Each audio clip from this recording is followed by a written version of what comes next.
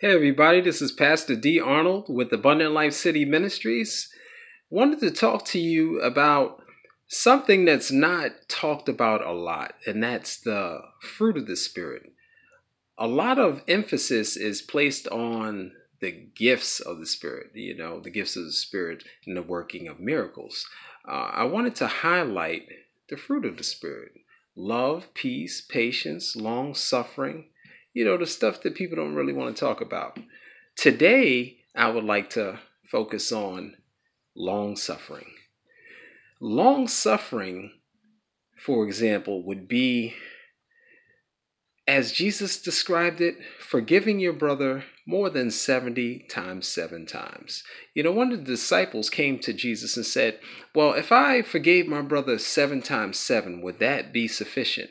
And Jesus simply gave him a number that in his own flesh and power, he would never be able to measure up to. Without the power of the Holy Spirit, we are not able to engage in long suffering. For example, there may be someone that's struggling in their marriage right now, and right now they just feel like, hey, it's over. I don't want to work this out. It's been over for years. I don't even know why I stood in it this long. Long suffering says, God, I'm depending on you to make a move. That, I've tried to do everything in my power, and it has not worked. I need you to supernaturally take control of the situation, and I will remain diligent until the situation changes.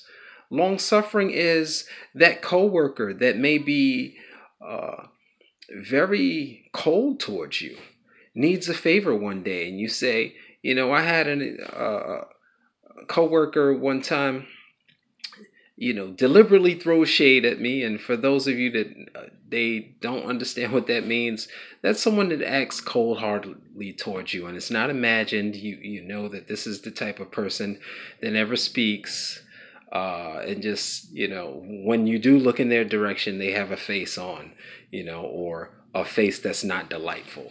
For those of you that may not understand what I mean by that, and then he needed a boost for his car. Now I could have said, you know what?